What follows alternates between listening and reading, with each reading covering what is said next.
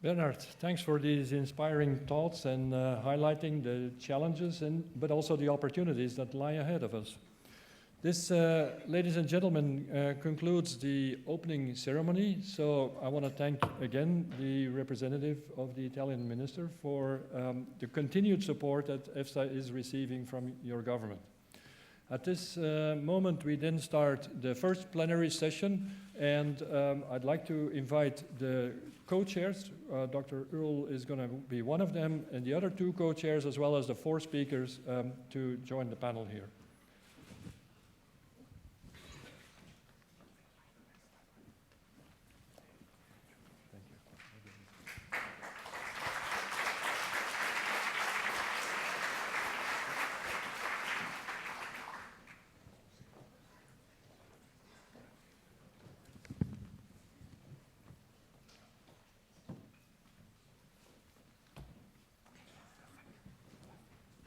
Thank you very much. Thanks a lot for joining us here on the stage.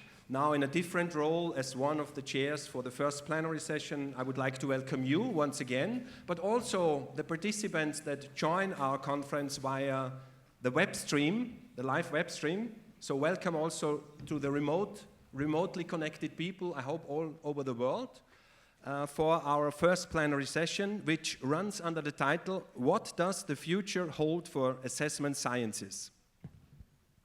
The objective of this plenary session is to reflect on general developments that affect the conduct of the assessment science work. The themes that are discussed here provide a basis for further discussions in the subsequent breakout sessions. This session reflects on the role of scientific advice for policy development in the context of societal decision-making. But first of all, I would like to introduce themselves, my co-chairs, Professor Ángeles Rodríguez PEñA from the Spanish National Research Council and Michael SCANNEL from the Food and Veterinary Office of the European Community, of the European Commission, to be really precise, in Grange in Ireland. Please, could you introduce yourself? Okay, a brief words. I don't think I am important in this conference. I am a former scientist, but now working more in science management. So I still have a group in Spain at the Spanish National Research Council, but most of my time are now devoted to policy and science management at the European level. As a president of a very old program which is called Cooperation in Science and Technology in Europe, started in more than 30 years ago.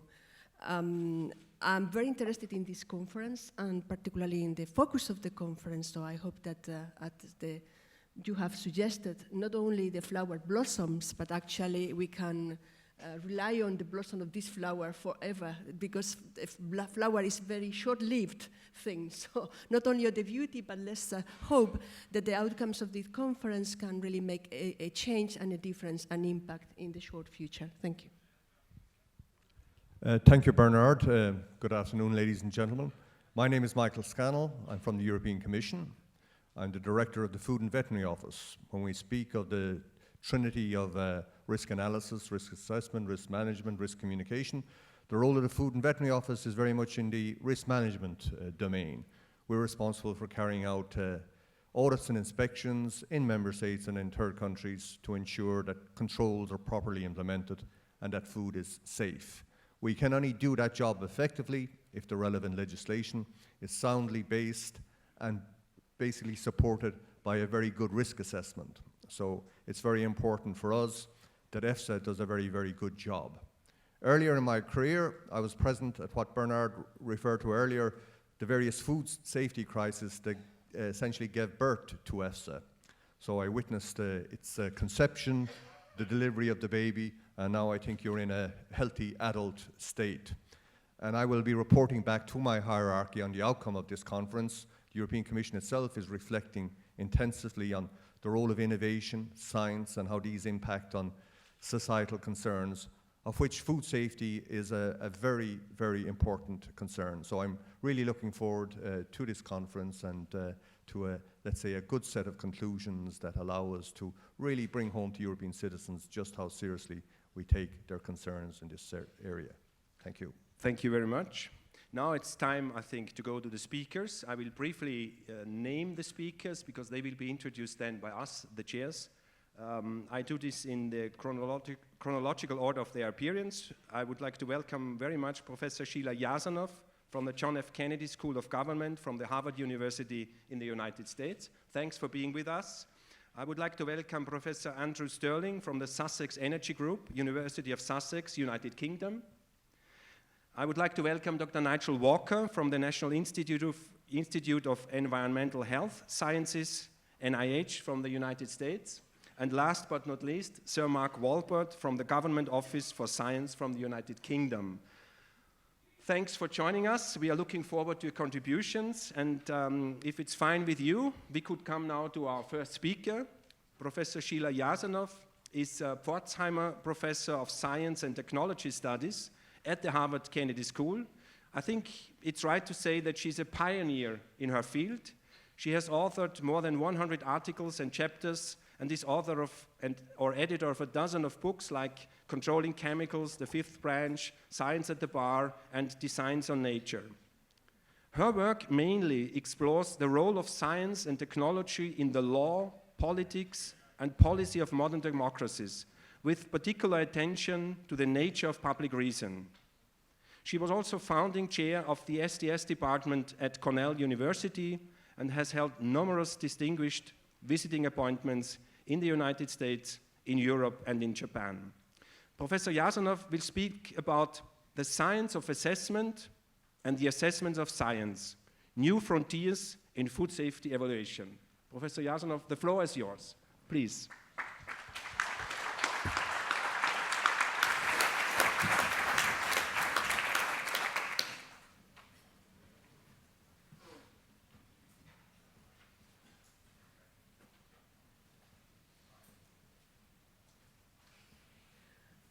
So thank you, Dr. Earle, for that gracious introduction, but thank you above all for the honor of being the first of these unfolding petals. I'm sure that metaphor of yours will carry on throughout the conference, but we will also hope that the wish expressed that it be longer lasting than a single blossom will also come to pass. So what I'd like to talk about is insights drawn from quite a number of years of studying this interaction between science and society that has already been mentioned.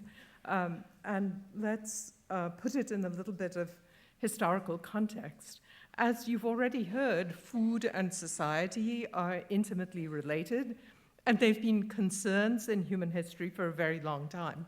So if one traces back the history of regulation of food safety, one would go back in the Western tradition, at least to the Bible, where one finds that there are injunctions about when to sell and when not to sell food and when to hold people responsible because they have provided contaminated food. And there you see in the days before refrigeration, 3 days were considered a sort of safe haven for food to be sold. And after that, whoever sold it was going to be charged, and that person's iniquity or evil doing was going to be established. So we go back a very long way. It's also very much part of our popular culture to think about food safety. And if you do a little sort of survey search of the ways in which food and safety come up in public consciousness, somehow the screen here has gone blank, but I'm assuming that you at least can see the same screen. So you see from the 19th century onwards, humorous encounters between people who are food adulteration experts, as it were, and food suppliers. And these kinds of concerns about adulteration extend right into the present. I'm quite amused in particular by the cartoon on the left there, which is about an Indian predilection of eating too many sweets. But you see there the same sort of worries about food safety expressed. And then on the right-hand bottom with the figure of Uncle Sam, you see that this has also been a regulatory concern for a very long time. It's not surprising in a way that the oldest of the American regulatory agencies is actually the predecessor of the Food and Drug Administration. In one way or another, the American government has been involved with food safety regulation now for 110 years. By contrast, the Environmental Protection Agency was only established in 1970, so you see that the concerns about food go back much, much deeper into history. Things have become complicated, as we've already heard, through the advent of something that we call globalization. But what does it mean in practice? So this is a diagram put together by the Food and Drug Administration, the US FDA, in a 2011 report, and it traces the history or the pathway of tuna from a fish to a can in the way that consumers might encounter it, and it's a little verdict on really the kinds of supply chains and the kinds of very complex interactions that underlie our modern encounters with food. Now, a can of tuna may seem fairly benevolent, but if you trace the globalization accounts through, sometimes you get stories that are far less benign. So, for instance, this 2011 E. coli outbreak centered in Germany that I'm sure everybody in this room is well aware of. But one of the things to note is that it was, although centered in Germany, it cropped up in a variety of other places as well. In fact, part of the detection happened because of a contamination episode in France, which allowed people to home in on what the cause would have been. But it is, in a way, the darker side of the globalization diagram that I showed you in the previous slide, because all of these interactions are by no means for the good. Well, so against that, what kinds of principles, what kinds of general ideas do we have to go forward with if indeed we are all committed to the idea of public health and safety, if we know that food is an essential piece of human well-being, if we know that food production is tied in to the sustainability of the planet, and so forth. So I would like to talk about 4 fairly simple guiding principles, and then leave it to others to discuss some of these points in more detail. So the first of these is that how you frame the problem of food safety matters, and more generally, how one frames any public policy problem matters. The second is that assessment science, contrary to what one's hopes might be about science, is not pure science. Indeed, one can say that assessment science is in its nature impure science. The third point is that any kind of consensus reached about food safety is going to be cultural in ways that deserve exploration and examination. And the last point is that trust, one of the words that is in the guiding motto of this meeting, is a distributed phenomenon. It isn't something that lodges in you or me or in a particular institution. It is a distributed phenomenon in much the way that the global food supply and the food chain themselves are distributed phenomena. So let me go through each of these points with a little bit more illustration. So we all know in a commonsensical way that framing matters. Anybody who's ever wielded a piece of photographical equipment knows that how you frame something affects your perspective on it. Does it look close up? Does it look distant? Does it look symmetrical? Does it look pretty? Does it look clean? You know, all of these things are things that are the results of framing. In the history of food safety, we've seen many, many examples of how the framing of a problem affects what we see as solutions, and that in turn affects how people feel about the solutions that they're being proffered. So for instance, if you imagine Africa as a continent that is in a constant state of starvation, then the kinds of scientific and innovative solutions that one is going to imagine for Africa will start looking as if they're oriented to starvation as the problem. And indeed, in 2003, a very eminent public servant, who at that time was the president of the Rockefeller Foundation in the United States, talked about Africa in much the same terms as that picture I showed you, which was from a German news magazine. And Africa was constructed as being a single woman about whom a parable was told. But the interesting thing is that this parable appeared in one of the two most leading scientific journals in the entire world, Science magazine. So when I say that science, assessment science is impure science, one of the things I want to point to is that our preeminent scientific journals are quite capable of creating fictions around which to build the kinds of solutions that we tell. And indeed, that article of 2003 went on in a spirit that was itself quite biblical. It was as if Mrs. Namorunda, who had become the African continent, was plagued by something very similar to the plagues of Egypt, and that genetic modification of food was the only solution that could be imagined.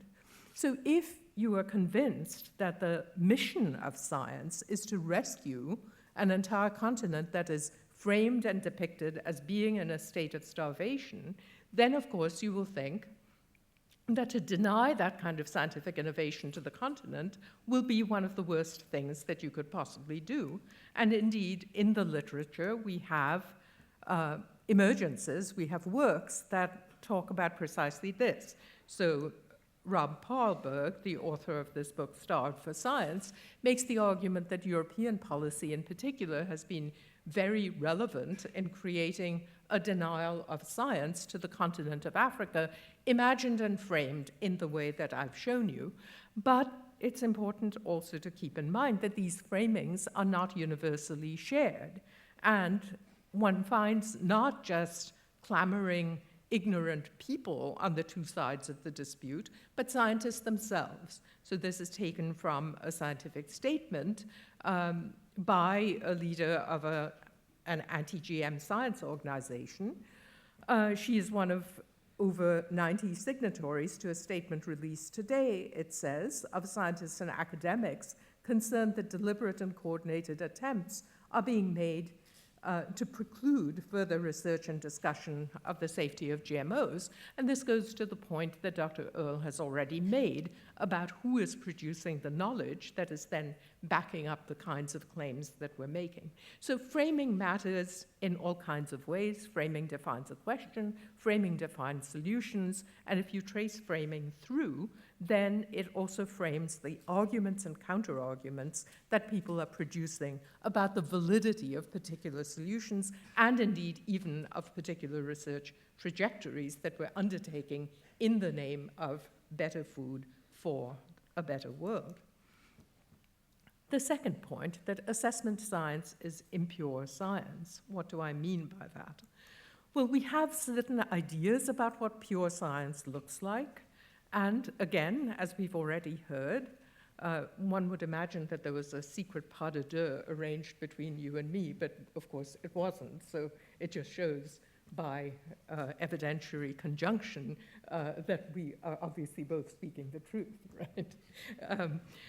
So pure science, it is an imagined thing, and it is imagined to be curiosity-driven. It's imagined not to have commercial interests or be tied to money concerns. It's imagined as being located within disciplines, and it's imagined as functioning in a system of perfect critical peer review and of functioning as well in a receptive environment that is friendly to the generation of new knowledge. Assessment science, risk assessment science, on the contrary, point by point, happens in a completely different environment to the one that is imagined for research science or for pure science, and I won't go through those bullet points. Instead, I will refer you to my own construction of the idea of regulatory science, which by now is canonical, but also 25 years old, and not much has changed in our understanding of regulatory science. Regulatory science, unlike research science, happens in far more political contexts. It's subject to very different forms of oversight and control, and it operates on a different time scale, is accountable to different kinds of authorities, and you can look at this in more detail in the literature on regulatory science. Nevertheless, it's astonishing, and of course we've heard this already as well, how an idea of separating risk assessment science, the scientific part of risk assessment, from anything else to do with risk continues to thrive almost as a mantra, almost as something that all regulators feel they must hold on to, because otherwise there is no steady ground beneath their feet. And this is often depicted in a stage diagram, which shows that you first go out and do the research, and then you go and do the assessment, which is based on methods and based on data. And only then, only after that, do you turn to policy and to the messiness of values and economics and so on. Well, it turns out that that model just does not hold up to empirical investigation. It's not the way risk assessments and risk decisions end up working if you look in depth and detail. So one has to ask, why does this mythology of the linearity and separation of the science persist? Are there no alternatives? What might take the place of the classic risk assessment, risk management, risk communication triad that is supposed to occur in sequence in some sense? Well, there is help in a sense. The very same organization that produced that Red Book idea in 1983 of separating risk assessment from risk management produced a very different report in 1996 called the Analytic Deliberative Model. To me, as a social scientist looking at risk and looking at the relationships of science and society, it is, of course, a paradox and an interesting question why, in spite of the fact that this report also emanates from the highest scientific policy relevant body in the US, people keep citing the 83 model and not the 96 model. What is it that gets in the way of implementing this 96 model, which says that at every analytic stage you have to leave some room to go back and engage in deliberation, partly to recover what the initial framings were and to ask questions about whether those framings were the right framings to start with, and partly because you need to do this in order to build and maintain public trust. The third point I wanted to make is that consensus on science and policy is always a cultural matter. So what is the evidence that leads us to these kinds of conclusions about the importance of culture?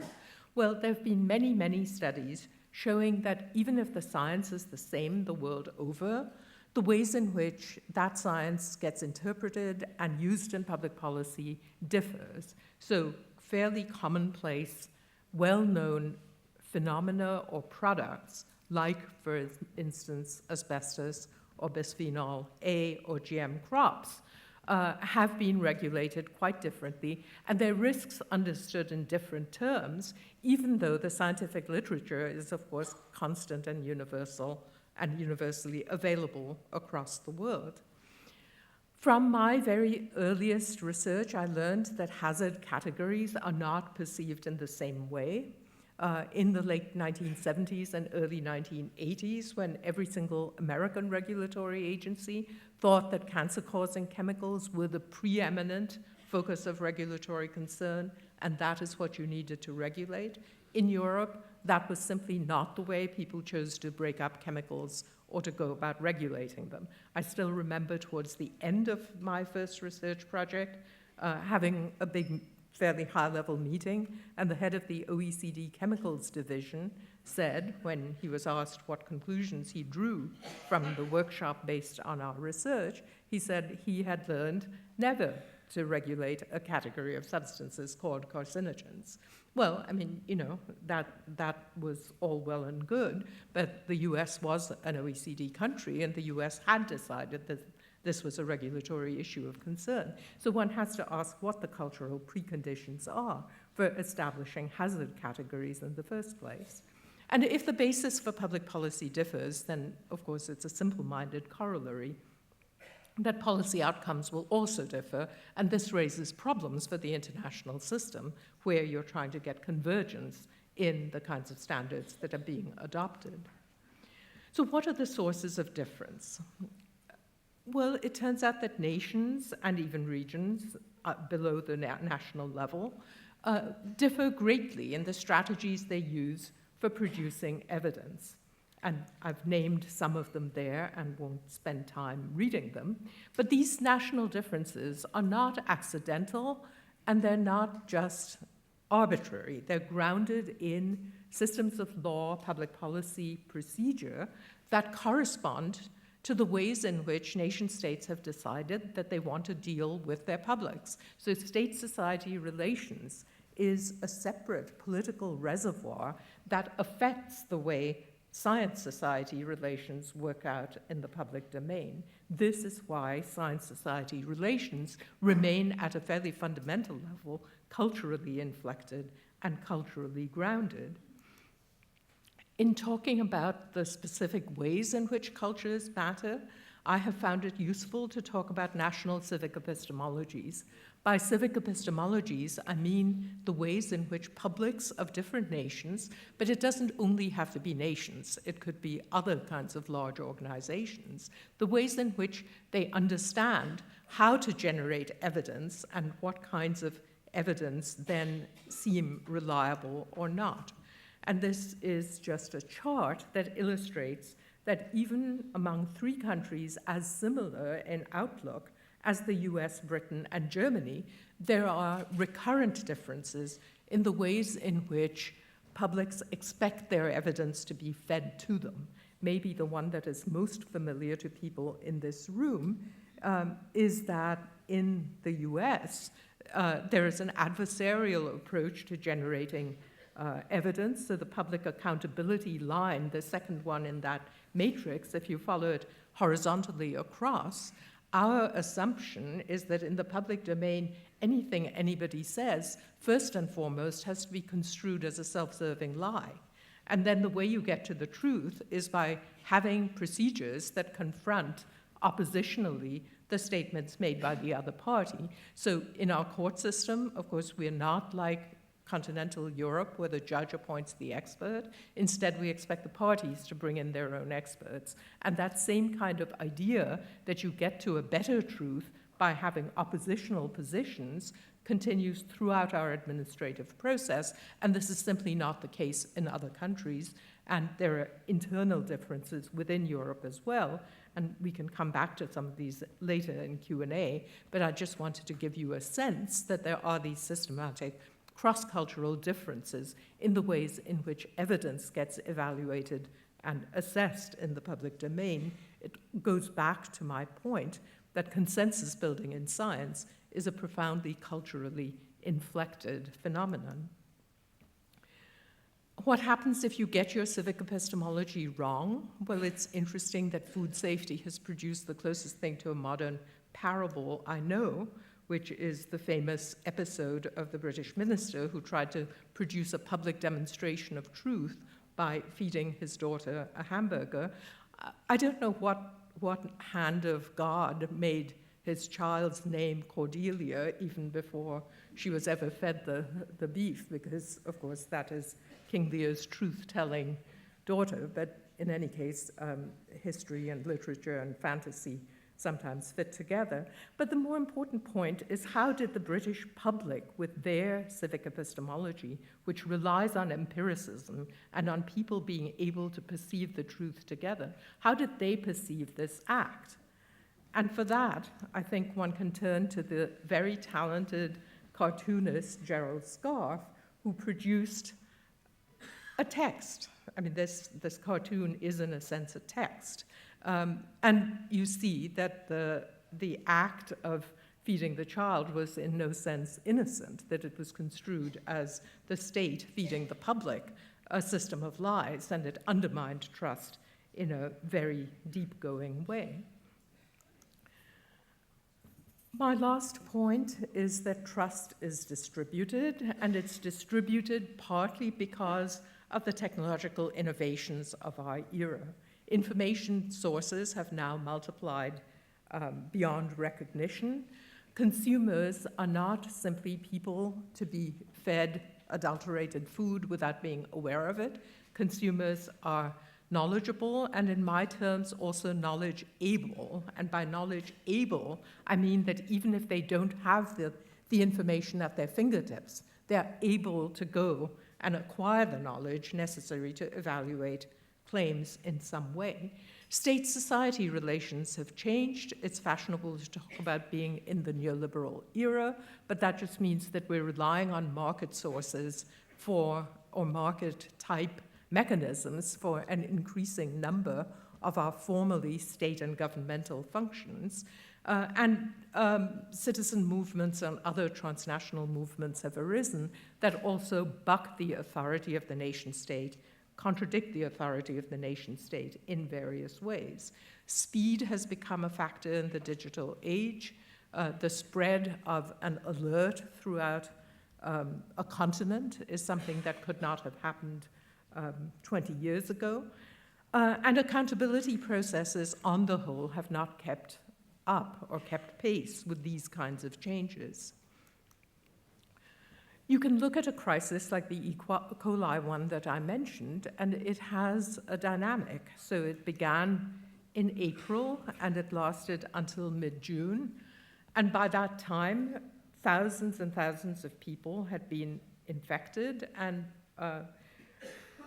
there were, according to best counts, more than 4,000 of these cases and 50 deaths, and it was a tragic episode. But the point is that over a course of months, this is a crisis that shifted across national boundaries, across political regimes, across scientific learning capability. As you recall, originally Spain was identified as the possible source of the contaminant, and it eventually turned out to be seed from Egypt. So in the unfolding of this process, the locus of trust and distrust shifted across the continent of Europe, and it had enormous economic impacts as people decided to boycott food coming from one place or another. Trust, therefore, is today lodged in networks, and people have access into those networks in all kinds of ways. And this is just to make clear that we're not talking about just the global north, but the global south as well. And the social movements are doing their own kind of record keeping and their own kind of discovery processes. This is a report on seafood practices by major American retailers that Greenpeace has been producing, and it ranks major food retailers for their performance with respect to stocking and storing sustainable food. But this kind of literature is available to the person sitting at that computer terminal, and so it's not just what a scientific advisory committee does in its august halls, but what people do as they surf the internet for information about what concerns them. So against that backdrop, there are ideas of a right to know that have come up in different forms, and despite the best attempts of American food companies, there is a new set of relationships developing between companies that consumers trust because they ideologically fit what the consumer wants, and other companies that consumers do not trust. So science, against all of these kinds of massive changes, was bound to become political. The United States is a case study in all of the different ways and levels at which science has, in fact, become completely identified with politics. One of the major developments happened during the previous presidency of George W. Bush, in which There's very good evidence that the administration tampered with the work of regulatory science, but a consequence of that was that American scientists took up the political cudgels in a much more overt way than they had previously. So one sees Nobel laureates coming forward and signing all kinds of petitions, but not typically petitions saying that they favor one political candidate and one political party above another. It was only a matter of time before this kind of allegation and reality of politicization would come home to roost in academia, and we see this kind of phenomenon happening now of trust in university-based research being undermined. And this is happening also in the US Congress. These are stories, by the way, from the last month and a half, so I'm talking about very recent events, where a major US senator criticized a very well-known distinguished economist for having failed to disclose the presence of private funding, and the economist in question thought this was an unfair allegation and pushed back. So the point is not to talk about the truth or falsity of the allegations, it's more to discuss the fact that science has become political, has become politically engaged, and when we're talking about truth and trust, then we have to keep these kinds of dynamics in mind. So judgment is everywhere present in assessment science. It follows from what I said before about assessment science being impure science. And I think we have to go forward recognizing that this is something that we're never going to get away from. So sound science, every time you hear the sound science phrase, you should think to yourselves, well, what is the nature of the judgment that underpins the science, and is it sound judgment? We've moved from a focus on integrity in science or of science to the accountability of assessments, necessarily so. National bodies that are doing the assessment have become a kind of experiment station for different procedures and how well they work or not, and international bodies have a lot to learn from the national experiences. And what do I mean by experiment stations for procedure? Well, there are very different ways in which you can approach doing things. An administrative lawyer, which I am in part of my training, would tell you that you can be relatively formal or informal. Being informal, as any British person here on the stage or in the audience knows, is often identified with muddling through, but in a way EFSA's outsourcing that we've already heard to volunteers is itself a kind of muddling through as well. So there are two different ways that you can go about doing things, very legalistic, very formal, or very informal and not charted, and then you can ask some questions about how these different kinds of approaches stack up. So you can ask, what are the assumptions behind them? Formal procedures think that regularity is the status quo, whereas informal procedures think that surprise and uncertainty are more likely. Who wins and who loses under these different systems? Again, on the whole, if you're an insider, the outsiders are more likely to be able to come in on the informal process and the insiders less so. How good is the knowledge produced under each system? It may be that the formal system produces very reliable knowledge, but the framing of the question is not appropriate and therefore it's irrelevant. It may be that the informal process produces highly localized and relevant knowledge, but it can't easily be generalized. In any case, you can go through these and ask some questions that are comparative in nature about the way that process links up with the quality of science. So one can say, to finish up, that we are in an era in which all assessment processes and assessment scientific institutions are up against problems of legitimation, and that we know that the legitimation lodges in the process. We know that the thing that people hold on to, called transparency, is not by itself enough. It has to be matched with involvement of a very real sort with all the other knowledge makers in the system. It requires, to have a segue to Andy Sterling, an opening up of many of our current processes, and probably something much more like a co-productionist model in the way that when you see a good movie, you see at the end that it was a co-production of, and it will list a number of different agencies that were responsible for the sound, the video editing, the direction, and so on and so forth. So let me stop with that and hand it over to the next speaker. Thank you.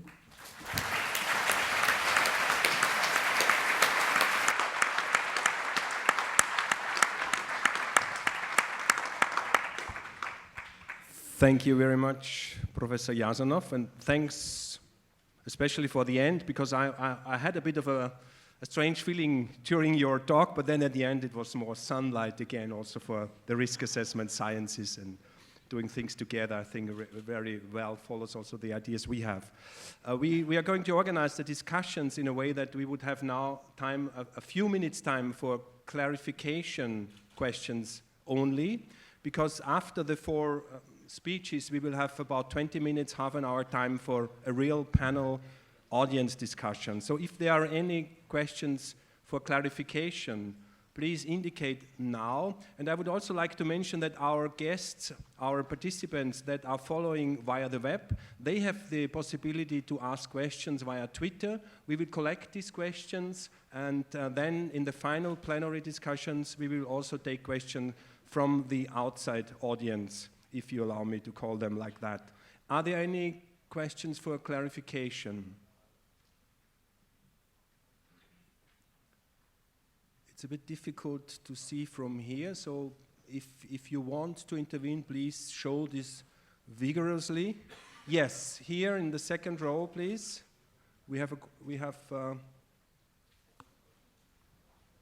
And if you just could please give yes. your affiliation. And Matthias Greiner, BFR, Germany. Thank you, Professor Jasanoff, for this very inspiring presentation with lots of valid points, which are also very currently of interest. I would like to ask you about the impure science. I think it was understood what you meant, but it still is true to say that assessment needs to have access to the best science. So there's nothing like a second best science which is linked to the regulatory use. Would you agree to this point of view, or is it more behind the term of impure science if we talk about assessment science? The second point I would like to ask you, there's a new brand of research which is called citizen research, citizen science. Do you see in the area of food safety applicability of citizen research? Thank you for both of those questions. So, of course, impure science was meant to be a bit of a provocation, but it was a provocation built on the fact that we always talk about pure science.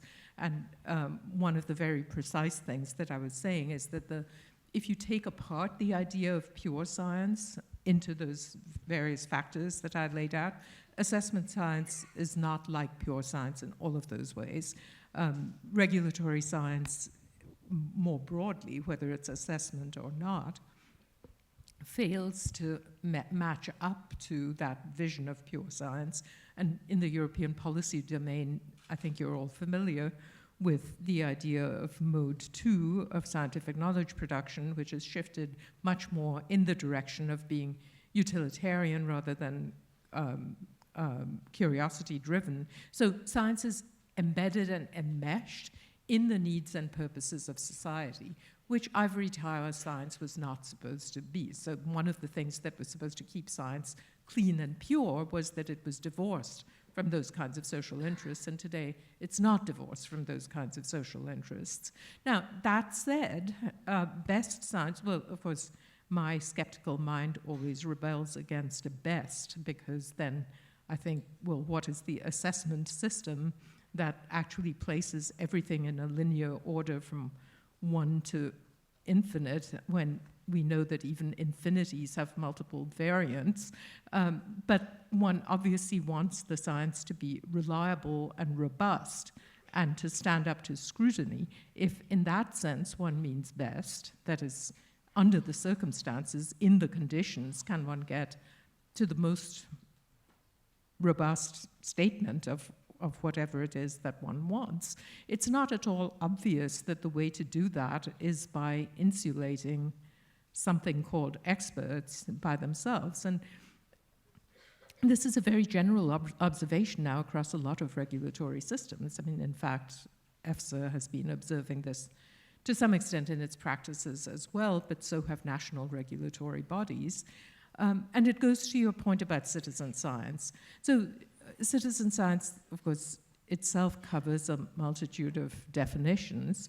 But if the idea is that there is knowledge that has not been accumulated by the standard paradigmatic approaches of disciplinary science, and that could be compiled in at least a somewhat rigorous way by people who have experience of a context, I would say the answer to that is yes, citizen science can be done, and it does have value. Just in the nature of things, what academic science goes about studying, and even what regulatory science goes about studying, these are only small slices out of everything that is there to be known or should be known about something as complex as a global food supply. So I do think there is room for citizen science. Of course, it raises all kinds of difficult issues about how do you validate citizen science, given that one doesn't have the journals and the peer review structures and so on and so forth.